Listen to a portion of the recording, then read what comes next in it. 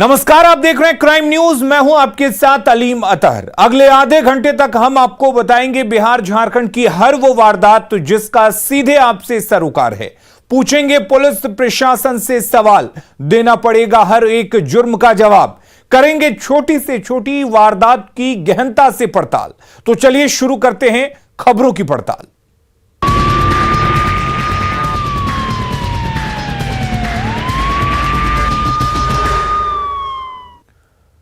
और सबसे पहले बड़ी खबर सहरसा से, जहां पर लड़की के अपहरण के बाद से आक्रोशित लोग आगजनी करने पर उतारू हो गए। पत्थरघाट ओपी के सामने आगजनी की है और सड़क जाम किया है। 29 नवंबर को लड़की का अपहरण हुआ था। एक मुस्लिम युवक पर हिंदू लड़की को अगवा करने का आरोप लगा है। लव जिहाद का भी लोग आरोप लगा रहे हैं और इस आरोप के बाद लोगों ने जमकर हंगामा किया। लोग सड़कों पर उतरे, आगजनी की तस्वीरें आपके सामने हैं। आगजनी करते लोगों को समझाने का पुलिस की तरफ से प्रयास भी किया गया। लोगों का आरोप है कि एक मुस्लिम युवक ने एक हिंदू लड़की को अगवा किया और यह पूरा का पूरा मामला लव जिहाद से जुड़ता हुआ दिख रहा है। और कुमार अनुभव हमारे साथ जुड़े हुए हैं इस खबर पर ज्यादा जानकारी के साथ। अनुभव, आपसे जानना चाहेंगे क्या कुछ पूरा मामला है, पुलिस क्या कह रही है? जी अलीम, मैं बता दूं, ये पत्थरघाट यूपी का जो है धबौली गांव है, जहां पे 29 तारीख को धबौली गांव में एक शादी समारोह में जो है लड़की अपने भाई और बहन के साथ जा रही थी शाम के वक्त। उसी दौरान 3-4 मोटरसाइकिल पे सवार जो है कुछ मुस्लिम लड़के जो है वो रास्ते में ही उसको जबरन जो है अपने गाड़ी में बैठा लिया। इस दौरान जो है भाई और बहन को धमकी देते हुए जो गांव और परिवार में किसी को कुछ नहीं बताना है और उस लड़की को लेकर चला गया। उसके बाद जब घर के लोगों को पता चला, उसके बाद जो है मुस्लिम लड़के के यहाँ जो है गया तो खोजबीन करने के लिए, तो वहाँ पे सारे के सारे लोग फरार थे। उसके बाद 30 तारीख को जो है पत्थरघाट ओपी में आवेदन दिया गया, जिसके बाद अपहरण का मामला दर्ज किया गया। लेकिन उसके बाद से लेकर अब तक जो है पुलिस के द्वारा लड़की बरामदगी नहीं होने के बाद जो है आज जो है लोगों का गुस्सा फूटा है और पत्थरघाट ओपी के सामने जो है आगजनी कर सड़क जाम किए और लड़की बरामदगी की बात तो कह रहे हैं, वहीं पे ये इस मामले को लव जिहाद से जोड़कर बता रहे हैं। जी अलीम। अनुभव, पुलिस के पास कई ऐसी चीजें होती हैं, कई ऐसे साक्ष्य होते हैं जिनके आधार पर पुलिस उनको ट्रेस कर सकती है, लेकिन क्या माना जाए, आखिर क्यों पुलिस अभी तक उनको ट्रेस नहीं कर पाई है कि आखिर वो लड़की को अगवा कर लेकर कहां गए हैं और पुलिस क्या कह रही है इस पूरे मामले को लेकर? जी बिल्कुल अलीम, इस मामले में जो है 48 घंटे से ज्यादा का समय हो गया है। उसके बावजूद जो तंत्र होते हैं पुलिस के, काफी तंत्र हैं जिसके माध्यम से वो बरामदगी कर सकते थे लड़की की, लेकिन अब तक जिस तरह से बरामदगी नहीं हुई है तो कई सवाल खड़ा होता है। और पुलिस के कार्यशैली पे जिस कारण जो आज आक्रोशित हुए, वैसे सदर डीएसपी से जो मेरी बात हुई तो उनका कहना था जो 4 लोगों की इसमें गिरफ्तारी हुई है, लेकिन लड़की की बरामदगी नहीं की जा सकी है, जिसके लिए छापामारी की जा रही है। अब ये पूरा मामला लव जिहाद से भी जुड़ता हुआ दिख रहा है। आखिर वो लड़का कौन है? क्या पुलिस लड़कों के परिजनों से बात कर रही है, उनसे पूछताछ कर रही है? क्या मोबाइल नंबर को ट्रेस किया जा रहा है? कई ऐसी चीजें होती हैं कि पुलिस के पास कुछ भी कहने को हो, तो क्या पुलिस के पास कहने के लिए कुछ भी है कि पुलिस ने अब तक क्या कुछ कार्रवाई की है इस पूरे मामले को लेकर? नहीं, पूरे मामले में जो है ये लव जिहाद से जोड़कर मामला तो दिखा ही जा रहा है। लोगों का आक्रोश भी उसी को लेकर के फूटा है। आज जिस तरह से जो है लोग प्रदर्शन कर रहे हैं, उसके बाद जहाँ तक पुलिस की बात है तो पुलिस जो 4 गिरफ्तारी कर जो है अपना हाथ 4 गिरफ्तारी करने की बात कर रही है। हालांकि पुलिस आगे लड़की की बरामदगी के लिए जो है किस तरह की कार्रवाई कर रही है वो जो है अब तक सामने नहीं आ पा रहा है और कोई भी कुछ बताने को तैयार नहीं है। हालांकि जो है जल्द ही जो है उसकी बरामदगी की बात पुलिस कर रही है। जी अलीम। अनुभव, पुलिस बरामदगी की बात कह रही है, लेकिन सवाल यह भी है कि इतने जल्द ही वो युवक इस लड़की को लेकर आखिर कहां चले गए? क्या कुछ भी साक्ष्य पुलिस के पास है? कुछ भी आधार है दावा करने को लेकर? नहीं, अभी तक जो है पुलिस के पास जो है किसी तरह का आधार, ठोस आधार जो है नहीं है, क्योंकि जब तक पुलिस का बयान नहीं आता है, जब तक पुलिस जो बरामदगी नहीं करती है, अब तक कुछ भी आधार या कोई साक्ष्य जो है पुलिस जो है बताने को तैयार नहीं है, लेकिन सिर्फ कार्रवाई करने की बात पुलिस कर रही है। जी अलीम। चलिए, पुलिस आश्वासन पर आश्वासन दे रही है, लेकिन यहां पर मैं आपसे जानना चाहूंगा अनुभव कि जो लड़के के परिजन हैं जिन पर अपहरण का आरोप लगा है, क्या उनके परिवार वालों से बातचीत हुई है? क्या वो लड़की को लेकर कुछ बयान दे रहे हैं कि आखिर उनके लड़के लेकर लड़की को कहां गए होंगे? नहीं, इस तरह की बात कोई कुछ सामने नहीं आ रही है। जो ऐसे सदर डीएसपी का कहना था, इस मामले में 4 लोगों की गिरफ्तारी हुई है, लेकिन अब तक क्या पूछताछ हुई है, लड़का और लड़की कहाँ है, इस बिंदु पे जो है पुलिस जो है कुछ भी बताने को अभी तैयार नहीं है। सिर्फ जो है कार्रवाई की बात कर रही है। अब देखने वाली बात यह है कि पुलिस और कितने दिन में और कितने समय में जो है अपनी कार्रवाई पूरी करती है। जी अली, अनुभव, किसकी गिरफ्तारी हुई है मैं ये जानना चाहूंगा, क्योंकि ये अहम सवाल है। क्या पुलिस उन लोगों को पकड़ने की कोशिश कर रही है? कहीं पुलिस लापरवाह तो नहीं बनी हुई है इस पूरे मामले को लेकर? इसलिए यह जानना जरूरी है कि गिरफ्तारी किस किस की हुई है। जी अलीम, इस मामले में जो 4 लोग गिरफ्तार हुए हैं, जो लड़के थे मामले में, जो इस घटना में जो शामिल है, उनके परिजन हैं, उनकी गिरफ्तारी हुई है और उन लोगों को जो है उन लोगों से पूछताछ भी की जा रही है। लेकिन अहम सवाल ये है, जो पूछताछ के दौरान अब तक जो है न तो लड़की की बरामदगी हुई है, न लड़का गिरफ्तार हुआ है और बाकी लोग फरार चल रहे हैं। लेकिन सिर्फ पूछताछ की बात या गिरफ्तारी की बात जो है पुलिस कर रही है। जी अली, लड़की के परिजनों की तरफ से अपहरण का आरोप किन किन पर लगा है? कौन है वो अपहरणकर्ता, ताकि पूरी दुनिया जान ले कि ये लोग हैं, और कहीं किसी को इनके बारे में जानकारी मिलती है तो वो पुलिस को सूचित करें या लड़की के परिजनों को सूचित करें। जी अलीम, ये जो लड़के हैं, जो धवौली गांव है, जहाँ की लड़की है, उसी गांव के रहने वाले हैं और जो वहीं के लड़के हैं जिसके द्वारा ये घटना को अंजाम दिया गया है, उसी के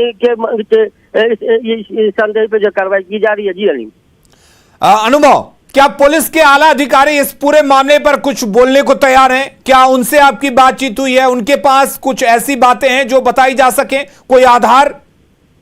जहाँ तक बात है आलाधिकारी की, तो सदर डीएसपी से मेरी बात हुई तो उन्होंने कहा जो 4 लोगों की गिरफ्तारी हुई, लेकिन वो स्पष्ट बताने को तैयार नहीं है जो वो 4 लोग हैं कौन। लेकिन जहाँ तक बात है कार्रवाई की, तो किस तरह की कार्रवाई की जा रही है, कोई अधिकारी जो है इस मामले पे जो है इस बिंदु पे कुछ बताने को अभी तैयार नहीं है कि किस तरह की कार्रवाई की जा रही है। जी अली, बिल्कुल अनुभव, ये लव जिहाद का मामला यहां पर दिख रहा है।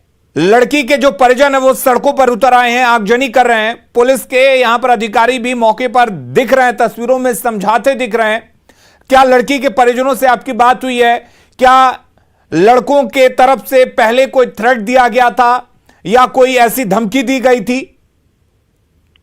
लड़की के परिजन से जो मेरी बात हुई, जो वहाँ पे लोग प्रदर्शन कर रहे हैं, और सिर्फ लड़की के परिजन नहीं है, आसपास के जो मौजूद लोग हैं वहाँ पे, उस गांव के और आसपास के जो लोग हैं पतरघट के जो प्रदर्शन कर रहे हैं, उनसे उनका साफ तौर पे कहना है ये किसी तरह का थ्रेटनिंग इससे पहले नहीं दी गई थी और अचानक से जो है इस तरह की कार्रवाई घटना घटी है और यही इसीलिए जो है इस तरह का आक्रोश है लोगों में। चलिए, बहुत बहुत शुक्रिया अनुभव आपका तमाम जानकारी देने के लिए। तो मुस्लिम युवकों पर एक हिंदू लड़की को अगवा करने का आरोप लगा है। 29 नवंबर को लड़की का अपहरण हुआ था, आपको बता दें, और पुलिस अब तक कुछ भी नहीं कर पाई है इस पूरे मामले में। हालांकि पुलिस दावा कर रही है कि पुलिस ये पता लगाने की कोशिश कर रही है कि अपहरणकर्ता आखिर लड़कियों को लेकर कहां गए, लेकिन ये पूरा मामला जो है लव जिहाद का नजर आ रहा है। उसके बाद लड़की के परिजन सड़क पर उतर आए, आगजनी की और पुलिस एक बार फिर पहुंची, लेकिन पुलिस के पास कहने को कुछ भी नहीं था। पुलिस प्रशासन और अब बात करते हैं ऑनलाइन गेम के बढ़ते जाल की। ऑनलाइन गेम बच्चों के लिए जी का जंजाल बनता जा रहा है। ताजा मामला महाराष्ट्र और गिरिडीह से जुड़ा है, जहां ऑनलाइन गेम में हुई दोस्ती में महाराष्ट्र की नाबालिग लड़की को फंसाकर गिरिडीह के युवक ले आए। हालांकि चाइल्ड लाइन के साथ गिरिडीह पुलिस की कार्रवाई से लड़की को सकुशल रिहा करा लिया गया। इस मामले में अहिल्यापुर थाना पुलिस ने 2 युवकों को गिरफ्तार किया है। बताया जा रहा है कि ऑनलाइन गेम के दौरान उदनाबाद के युवकों की महाराष्ट्र के बुलढाना जिले की नाबालिग लड़की से दोस्ती हो गई। इसके बाद प्रेम जाल में फंसाकर उसे गिरिडीह लेकर आया गया। वहीं लड़की के पिता की शिकायत पर एक्टिव हुई पुलिस ने देवपुर गांव से उसे सकुशल रिहा करा लिया।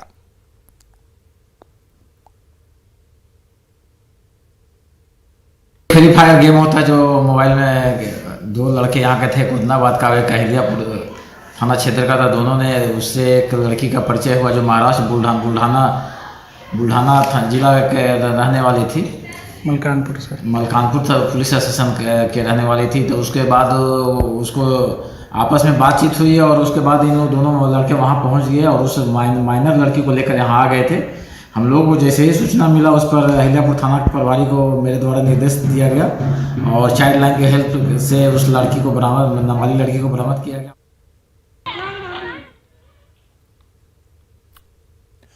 तो ऑनलाइन गेम का जाल बढ़ता जा रहा है और ऑनलाइन गेम के दुष्परिणाम भी अब सामने आने लगे हैं। मामला गिरिडीह का है, जहां पर दो युवक ऑनलाइन गेम के जरिए महाराष्ट्र की एक लड़की से दोस्ती करते हैं, उनकी बातचीत होती है। उसके बाद ये दोनों युवक उस लड़की को प्रेम जाल में फंसाते हैं और उसे महाराष्ट्र से भगाकर गिरिडीह लाया जाता है। हालांकि गिरिडीह से लड़की की सकुशल रिहाई करा ली गई है, राहत की बात यह है। लेकिन आप समझ सकते हैं कि घर में जो बच्चे ऑनलाइन गेम खेलते रहते हैं उसके दुष्परिणाम किस तरह के हो सकते हैं। इसलिए कहा जाता है कि बच्चों को मोबाइल और इन तमाम चीजों से दूर रखें। एजाज अहमद हमारे साथ जुड़े हुए हैं इस खबर पर ज्यादा जानकारी के लिए। एजाज, आपसे जानना चाहेंगे पूरा मामला क्या कुछ है और कैसे हुई है इस लड़की की रिहाई। ये मामला ही बड़ा गंभीर है, जैसा कि बताया जा रहा है कि ये ऑनलाइन गेमिंग का मामला है। और आपको बता दें कि ऑनलाइन गेमिंग ये बहुत ही हानिकारक साबित हो रहा है, खास करके छोटे उम्र के बच्चों के लिए, क्योंकि ये बच्चे लगातार इस गेमिंग के चक्कर में पड़ रहे हैं और ये एडिक्ट हो रहे हैं और जिसकी वजह से इन्हें काफी नुकसान हो रहा है। और वहीं जो अपराध हैं वो अपराध भी बढ़ रहे हैं, जैसा कि मामला ये अभी सामने आया है कि एक नाबालिग लड़की को भगाकर महाराष्ट्र से गिरिडीह ले आया गया है और जो लड़के इसे भगा कर लाए हैं वो सभी बालिग हैं।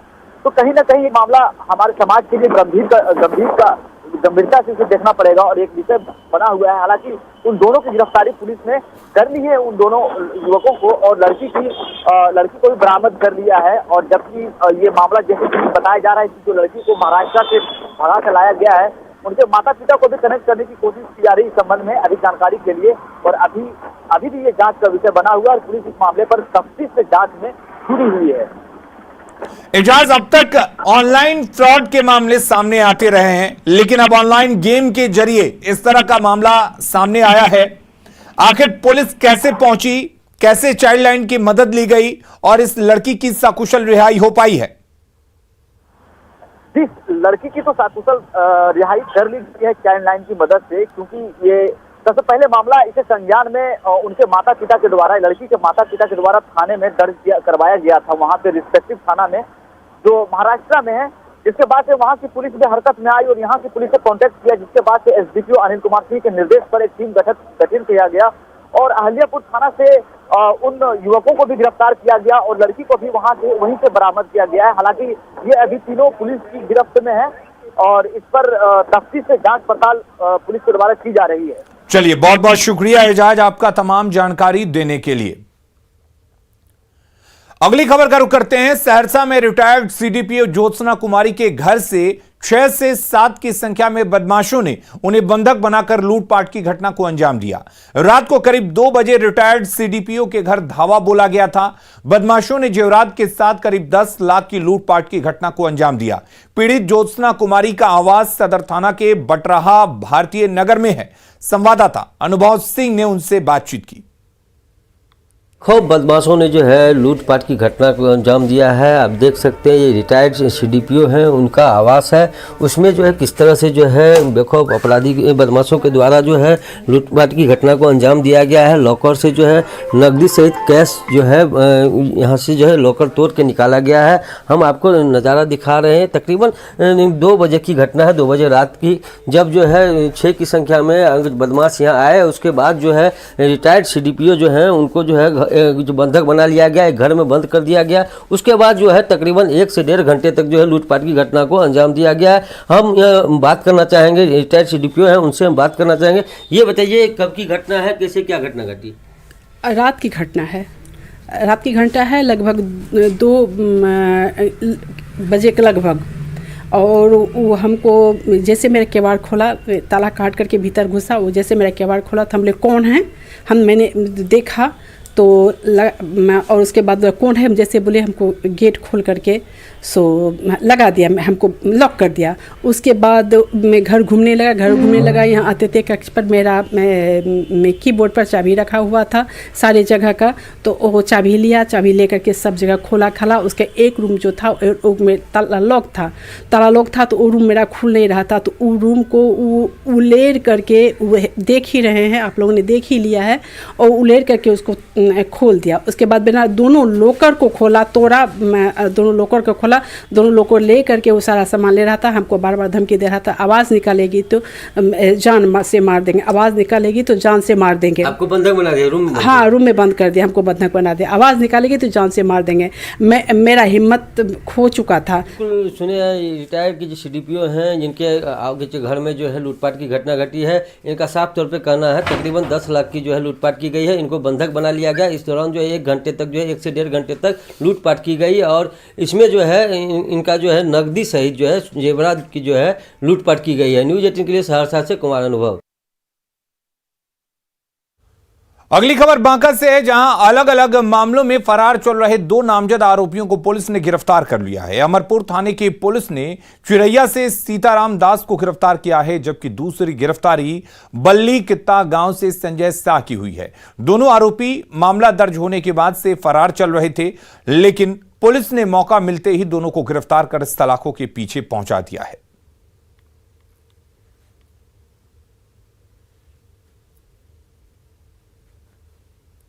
खबर पूर्णिया से है, जहां सहायक खजांची थाना पुलिस का एक वीडियो सोशल मीडिया पर तेजी से वायरल हो रहा है, जिसमें पुलिस एक स्मैक तस्कर की पिटाई कर रही है और वो भागता दिख रहा है। बताया जाता है कि सहायक खजांची थाना पुलिस ने महबूब खान टोला में स्मैक तस्करों के ठिकानों पर छापेमारी की।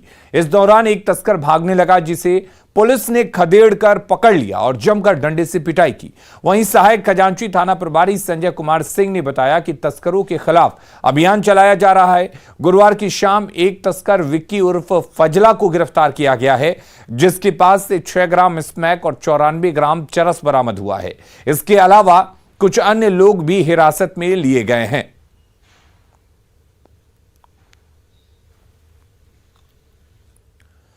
अगली खबर भागलपुर से है, जहां औद्योगिक थाने में फतेहपुर गांव में पुलिस ने छापेमारी करते हुए 160 किलो गांजा बरामद किया है। वहीं 3 गांजा तस्करों को भी गिरफ्तार किया गया है। गिरफ्तार तस्कर की पहचान औद्योगिक थाना क्षेत्र के फतेहपुर निवासी बाबर, तनवीर और तहमीद के रूप में हुई है। पुलिस ने जब तीनों से पूछताछ किया तो तीनों ने पुलिस से बचने के लिए कहा कि उनके घर में कोई गांजा छिपा कर रख दिया था, जिसकी वजह से उनको पुलिस ने गिरफ्तार किया है। थाना क्षेत्र के फतेहपुर गांव में देर रात का हम रेड किए थे, तो उसमें विभिन्न जगहों पे जो हमने छापामारी की, उसमें कुल 160 किलो गांजा बरामद हुआ है, जो पैकेट के माध्यम से बाहर से मंगाया जाता है और फिर उसे डिस्ट्रीब्यूट किया जाता है। छोटी छोटी टुकड़ियों में उसकी पुड़ियाँ बनाते हैं और आम जनता में जो लोग हैं, छोटा बच्चा होता है, उन सब लोगों को बांटा जाता है। खबर नालंदा से है, जहां मकनपुर चिल्का के पास सड़क हादसे में एक उदय कुमार नाम के युवक की मौत हो गई थी, जबकि वार्ड सदस्य जख्मी हुआ था, जिसके इलाज के दौरान मौत हो गई। मृतक की पहचान जगदीशपुर तियारी गांव निवासी रंजीत कुमार के रूप में हुई है। मौत के बाद परिजन चुनावी रंजिश में हत्या का आरोप लगा रहे हैं। मृतक के भाई ने बताया कि इस बार हुए पंचायत चुनाव में मेरा भाई वार्ड सदस्य चुना गया। घर के अन्य सदस्य भी चुनाव लड़ रहे थे, जो हार गए। इसी खुन्नस में रंजिश के तहत जानबूझकर सड़क हादसा करवाया गया। फिलहाल पुलिस मामले की जांच कर रही है। साजिश के तहत हमारे भाई का हत्या किया गया है। चुनाव के लेकर के हमारे भाई का हत्या हुआ है। ये एक्सीडेंटल डेथ नहीं है, प्री प्लानिंग करके इनको एक्सीडेंटल डेथ का नाम दिया गया है। कैसे कैसे क्या हुआ था? हमारे भाई साहब बिहार शरीफ से जा रहे थे गांव की ओर। नारी गांव से थोड़ा सा पीछे ही थे कि पीछे से ट्रक वाला ने आकर के उनको पीछे से धक्का मार दिया। ट्रक था जो मकनपुर में पहले से खड़ा था, उनके मोटरसाइकिल आगे निकलने के बाद ट्रक है जो पीछे से रेस करके उनको जा करके। अगली खबर रोहतास से है, जहां संजौली थाना के धनकुपिया के पास पुलिस ने एक अज्ञात व्यक्ति का शव बरामद किया है, जिसकी गोली मारकर हत्या कर दी गई है। मृतक की पहचान अभी तक नहीं हो सकी है। ऐसा प्रतीत होता है कि किसी ने गोली मारकर हत्या कर युवक को सड़क किनारे फेंक दिया है, जिसकी खबर मिलते ही नटवार और संजौली थाना की पुलिस मौके पर पहुंची और शव को कब्जे में लेकर पोस्टमार्टम के लिए सासाराम सदर अस्पताल भेज दिया। युवक की उम्र लगभग 27 से 28 साल के आसपास बताई जा रही है। पहचान नहीं हुआ है ना, पहचान नहीं है। कहाँ पर शव मिला आपको? वहीं पर धनकुटिया का तो कैसे क्या हुआ है? इनको बाजार में लोग ले जाकर गोली मार दिया। अच्छा। अब हम लोग यही सुने और कुछ पहचान करता हो? कुछ नहीं। आप किस थाना से हैं? खबर भागलपुर के नौगछिया से है, जहां परबत्ता थाना क्षेत्र के राघोपुर गांव से एक महिला अपने 2 बच्चों के साथ रहस्यमय तरीके से लापता हो गई है। महिला के पति ने मामले की जानकारी परबत्ता थाना पुलिस को दी है। महिला के पति ने पुलिस को जानकारी देते हुए कहा कि 28 नवंबर को सुबह 8 बजे उसकी पत्नी ने उससे कहा कि वो मायके जा रही है, जिसके बाद उसके पति ने उसे 1000 रुपए भी दिए थे, लेकिन शाम में ही पता चला कि उसकी पत्नी मायके नहीं पहुंची है। लापता महिला के पति ने बताया कि उसकी पत्नी किसी लड़के से मोबाइल फोन से बात करती थी। हो सकता है वो किसी के साथ भाग गई है। फिलहाल पुलिस मामले की जांच कर रही है और जल्द ढूंढ निकालने का भरोसा भी दे रही है। लॉटरी पर प्रतिबंध के बाद धनबाद में लॉटरी की बिक्री धड़ल्ले से हो रही है। वहीं पूरे मामले में पुलिस पर भी लॉटरी कारोबारियों से मिलीभगत का आरोप लग रहा है। इस काले कारोबार में जुटे लोग जहां मालामाल हो रहे हैं, वहीं गरीब वर्ग जल्दी ही अमीर बनने की चाहत में कंगाल होता जा रहा है। धनबाद जिले के झरिया, गोविंदपुर, बरवा अड्डा, निरसा, कतरास में लॉटरी का अवैध कारोबार जारी है। वहीं झरिया में इस अवैध धंधे का मुख्य सरगना समीर अहमद, गणेश साव, अमर सिंह, अनिल वर्मा बताया जा रहा है, जो झरिया के विभिन्न क्षेत्रों में अवैध लॉटरी का जिम्मा संभाले हुए है। बताया जाता है कि झरिया में अवैध लॉटरी के धंधे में शामिल समीर 2021 में जेल भी जा चुका है। पुलिस अवैध कारोबारियों पर कड़ी कार्रवाई कर रही है, लेकिन फिर भी इस धंधे पर लगाम लगता नहीं दिख रहा है। सूचना प्राप्त हो रही है कि यहाँ पे लॉटरी की छपाई हो रही है कुछ थाना क्षेत्रों में, तो उसमें भी सूचना संकलन किया जा रहा है। जो ही सटीक सूचना मिलती है, पुख्ता सूचना मिलती है, तो हम लोग द्वारा कार्रवाई की जाएगी।